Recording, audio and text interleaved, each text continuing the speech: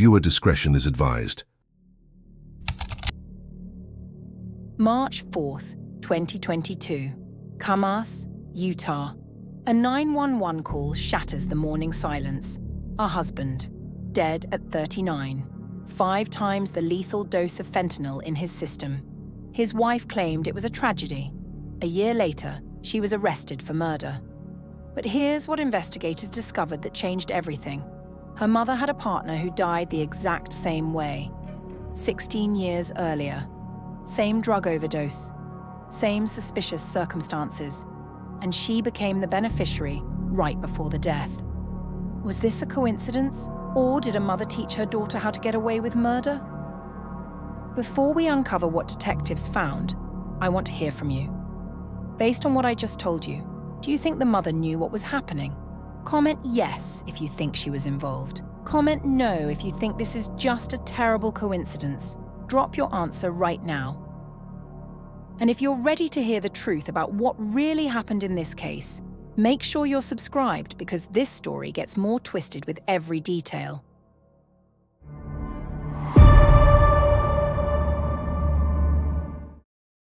Kouri and Eric Richins seem to have it all. They met at a Home Depot in Utah about a decade before his death. Linda King, who worked there with Kouri, said she introduced them. She called it a fairy tale romance. Eric was a frequent customer, a successful masonry contractor who built a thriving business from the ground up. Kouri was ambitious, driven, working as a cashier, but with dreams of becoming a real estate mogul. They married, built a life together, had 3 beautiful sons.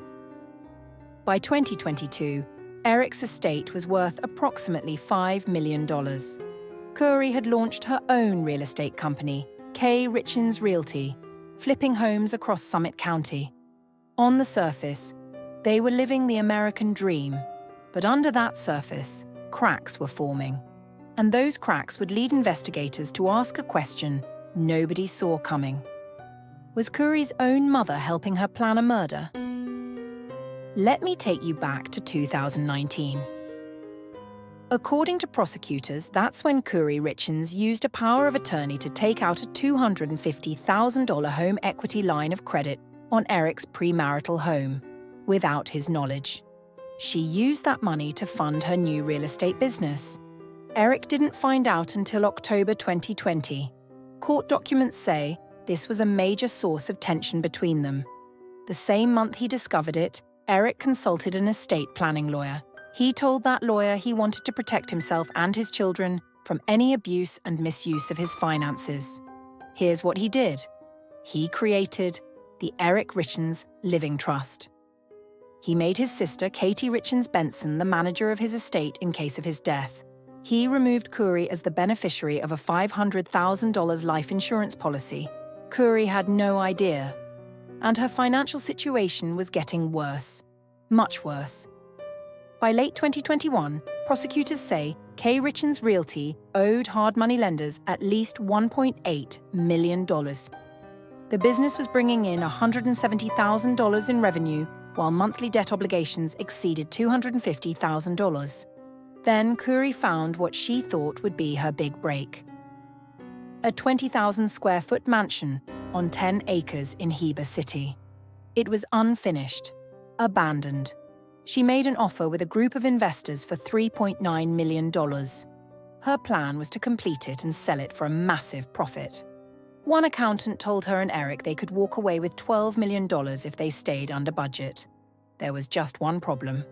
Eric didn't want her to buy it. According to his family spokesman Greg Skordas, Eric was never in favor of that purchase. Days after Eric died, his family told investigators that Eric and Kouri had been arguing about buying that house. Kouri was scheduled to close on the property on March 4, 2022, the day her husband died. What investigators would later discover is that in the months before Eric's death, Kouri was also quietly applying for life insurance policies on her husband, multiple policies, totaling nearly $2 million. The stage was being set, but not by Kouri alone. Valentine's Day, 2022. According to prosecutors, this was the day Kouri Richins first tried to kill her husband. Eric ate a sandwich his wife had made for him. Within hours, he became violently ill, so ill that he had to use an EpiPen. He survived. Eric told family members he believed Kouri had tried to poison him. Here's what makes this even more chilling. Investigators later found text messages from February 15th, the day after the Valentine's incident. Kouri was texting a man prosecutors say she was having an affair with. The message read, "If he could just go away, life would be so perfect." 2 weeks later, she sent another message to the same man. "Life is going to be different, I promise. Hang in there until Friday." On Friday, March 4th, Eric Richins was dead. But here's the detail that changes everything about that Valentine's Day attempt. Cell phone records analysed by investigators showed that in the weeks leading up to Valentine's Day, Kouri had been in contact with her housekeeper approximately 30 times. The housekeeper later admitted to authorities that Kouri had asked her to obtain fentanyl pills. The housekeeper said she purchased between 15 and 30 fentanyl pills from a man named Robert Crozier and delivered them to Kouri about a month before Eric's death. She provided specific details about pickup and drop-off locations that were corroborated by digital forensic evidence. Kouri allegedly had those pills before Valentine's Day. The first attempt failed. 2 weeks later, she would try again. And this time, someone else was there. I need to pause here for just a second because what I'm about to tell you next is the reason this case became national news. This is the moment where everything we thought we knew about Kouri Richins completely changed. If you've found this case as gripping as I have, do me a favor and share this video with someone who loves true crime. They need to hear this story. And honestly, the more people who know about what happened here, the more we can understand how these tragedies happen and hopefully prevent them. All right, let's get back to March 4th. March 4th, 2022. The Richins' home in Kamas, Utah. Kouri had just closed on that mansion property for her real estate business. It was supposed to be a celebration. Present that night, Kouri, Eric, and Kouri's mother, Lisa Darden. According to Kouri's account, she made Eric a Moscow Mule cocktail to celebrate. Eric went to bed. Kouri said she stayed up, then went to sleep in one of their children's rooms because Eric was snoring. When she checked on him the next morning, she said she found him unresponsive, cold to the touch. She called 911. Here's what the medical examiner found. Eric Richins died from fentanyl intoxication. The level of fentanyl in his blood was approximately 5 times the lethal dosage. The fentanyl was illicit, not medical grade. The medical examiner's conclusion made an accidental overdose nearly impossible. Eric didn't use drugs. His family confirmed this. 5 times the lethal dose doesn't happen by accident. But investigators found something else. Something that contradicted Kouri's story. Phone data suggested movement and activity after the time Kouri claimed she had gone to sleep. Her timeline didn't match the digital evidence. Paramedics who arrived at the scene later noted observations that contradicted her initial statements about what she did between discovering Eric dead and calling 911. And then there was Lisa Darden. Kouri's mother had been at the house that night. She was there for the celebration. She was there when Eric consumed that final drink. At this point in the investigation, she was just a witness. A grieving mother supporting her daughter through an unimaginable tragedy. But when Detective Jeff O'Driscoll of the Summit County Sheriff's Office started investigating individuals close to both Kouri and Eric, he discovered something about Lisa Darden that would turn this entire case upside down. Before I tell you what Detective O'Driscoll discovered, I want you to think about something. Kouri and her mother talked nearly every single day, multiple times a day, both for personal matters and business dealings. They were extremely close. Now here's my question for you. Do you think a daughter would tell her mother if she was planning to kill her husband? Drop your honest thoughts in the comments. Would you tell your parent? Would your parent help you? Or would they stop you? Let me know what you think. Because what investigators found suggests this mother-daughter relationship was unlike anything you'd expect. April 2006, 16 years before Eric Richins died. Detective O'Driscoll uncovered that Lisa Darden was living with a woman named Gertrude Moore. They were romantic partners, business partners. They shared their lives together. Gertrude Moore was 49 years old. In April of that year, Gertrude died unexpectedly. An autopsy revealed the immediate cause of death: drug poisoning from an overdose of oxycodone. Now here's where it gets disturbing. Gertrude Moore did have prescriptions for oxycodone. She reportedly struggled with abusing her medications. On the surface, this looked like it could have been an accidental overdose, but Detective O'Driscoll wrote in his search warrant affidavit that Gertrude Moore was not in a state of recovery from addiction at the time of her death. Based on his training and experience, he said, this would likely rule out the possibility of an accidental overdose. Here's what makes this even more suspicious. Detective O'Driscoll learned that Lisa Darden had been named the beneficiary of Gertrude Moore's estate a short time before her death. Sound familiar?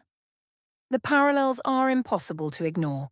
In 2006, Lisa Darden's partner dies from a drug overdose. Lisa becomes the beneficiary right before the death. In 2022, Eric Richins dies from a drug overdose. Kouri had taken out nearly $2 million in life insurance policies on Eric before his death and tried to make herself the beneficiary of policies he held. Mother, daughter, 2 suspicious overdoses, 2 financial windfalls. Detective O'Driscoll didn't stop there. He reviewed Kouri's phone history. What he found was a mother and daughter in constant contact, daily conversations, text messages, calls, and then he found something else. Conversations on Kouri's phone showing that Lisa Darden had expressed disdain for Eric. She didn't like her son-in-law. The digital evidence made that clear. In his search warrant affidavit, Detective O'Driscoll wrote this conclusion. Based on Lisa Darden's proximity to her partner's suspicious overdose death and her relationship with Kouri, it is possible she was involved in planning and orchestrating Eric's death. On May 4, 2023, a search warrant was executed on Lisa Darden. Detectives seized her phone, her electronic devices. They searched her residence. They searched her vehicle. They were looking for evidence of a conspiracy to kill Eric Richins. To this day, Lisa Darden has not been charged with any crime, but the investigation into her continues. May 2023, Kouri Richins was arrested and charged with aggravated murder. But even from jail, prosecutors say she tried to use her mother to manipulate the case. In September 2023, authorities discovered a 6-page handwritten note that Kouri had written to Lisa Darden from her jail cell. According to prosecutors, the letter seemingly instructed her mother to have Kouri's brother, Ronald Darden, falsely testify that Eric received drugs and pills from Mexico, implying those drugs caused his death. Search warrants allege that Kouri attempted to relay information to witnesses through her mother.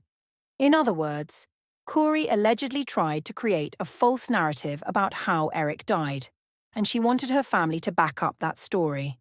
Lisa Darden, for her part, has maintained her daughter's innocence. In a November 2023 interview with Good Morning America, she said, "I do not believe in my heart Kouri could ever kill Eric, but kill anything or anyone. They were a couple. They were very much in love, very happy." Kouri's attorney, Sky Lazaro, has aggressively defended Lisa Darden as well. Lazaro stated that Gertrude Moore was one of millions who suffered from opioid addiction, and that any suggestion otherwise is a baseless conspiracy theory. But here's what we know for certain. Detectives believed the connections were strong enough to execute search warrants. They believed Lisa Darden's past was relevant enough to investigate. They believed the mother-daughter relationship was suspicious enough to examine for evidence of conspiracy. The question isn't whether Lisa Darden is guilty. She hasn't been charged. The question is, What did she know? And when did she know it? March 2023, 1 year after Eric's death. Kouri Richins self-published a children's book titled Are You With Me? The book was allegedly written for her 3 sons to help them cope with the loss of their father. The cover featured an illustration of an angel that resembled Eric. Kouri appeared on a local TV show called Good Things Utah to promote the book. And Kouri, I want to start with your story. What happened in your personal life? So my husband passed away unexpectedly last year. So it's March 4th was a 1-year anniversary for us, and he was 39. It completely took us all by shock. And we have 3 little boys, 10, 9, and 6. And you know, my kids and I kind of wrote this book on the different emotions and grieving processes that we've experienced last year, and you know, hoping that it can kind of help other kids, you know, deal with this and kind of, you know, find happiness some way or another. She smiled. She talked about helping her children through grief. She said the book was comforting to them, helping them know they weren't living this life alone. 2 months later, she was arrested for murder. When news of her arrest broke, Linda King, the woman who had introduced Kouri and Eric at Home Depot all those years ago, told reporters she was stunned. King said, "I pray to God this isn't true. Their family was so beautiful. Everything was picture perfect, but I guess it wasn't." King said when Kouri told her Eric had died of a brain aneurysm the year before, she never questioned it. She never suspected foul play. She even considered buying Kouri's grief book on Amazon. Looking back after the arrest, King said, "It makes me sick to my stomach to think about that." The book has since been removed from Amazon. As of January 2026, Kouri Richins remains in Summit County Jail. She has been denied bail 3 times. Her trial is set to begin in February 2026. Jury selection starts February 10th. The trial will run for 5 weeks, ending March 26th. She faces 9 felony charges, including aggravated murder, attempted aggravated murder, insurance fraud, mortgage fraud, and forgery. Recent developments have complicated the prosecution's case. In October 2025, Robert Crozier, the man who allegedly sold fentanyl to Kouri's housekeeper, recanted part of his testimony. He now claims he sold the housekeeper OxyContin, not fentanyl. Kouri's defense attorneys filed a motion to reconsider bail based on this development, arguing it negates evidence of her guilt. But Judge Richard Mrazek denied the motion. He ruled that while the recantation may poke holes in the state's case, the holes aren't substantial enough to undermine the determination that there is substantial evidence against her. The judge cited evidence of Eric dying from fentanyl poisoning, evidence of Kouri's massive debts and financial motive, evidence showing consciousness of guilt, including internet search histories and inconsistent statements to first responders. In January 2026, the court held evidentiary hearings to determine what evidence and expert testimony will be allowed at trial. Judge Mrazek ruled that a behavioral threat assessment expert can testify, but only in a limited capacity, and cannot be used to suggest Kouri fits a profile of a killer. A forensic document analyst will be allowed to testify about handwriting analysis. And, critically, the judge ruled that portions of an orange notebook found in Kouri's home containing her first-hand account of the day Eric died can be used at trial if prosecutors make a proper showing. The judge also ruled to close portions of the evidentiary hearings to the public, saying he wants to protect the jury pool from pre-trial publicity. As for Lisa Darden, no charges have been filed. The Summit County Attorney's Office refuses to comment on whether she remains under investigation.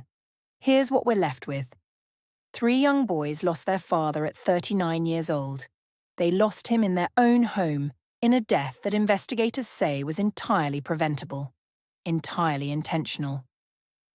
Eric Richins told his family that if anything happened to him, they needed to look at Kouri. He believed she was trying to kill him. He changed his estate planning to protect his children. But he stayed. According to a family spokesperson, he stayed in the marriage because of those 3 boys.